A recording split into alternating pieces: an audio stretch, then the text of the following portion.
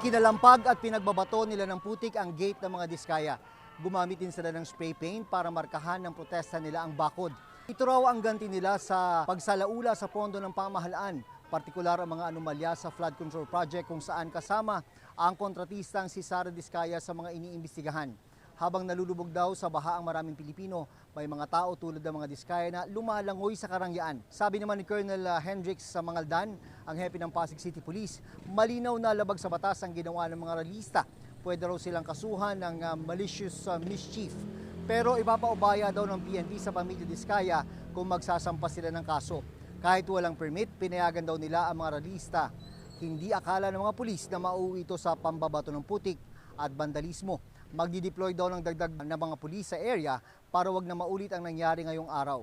Paulit-ulit ang sinasabi ng panig ng pamilya Diskaya na wala silang nilabag na batas sa kanilang mga proyekto.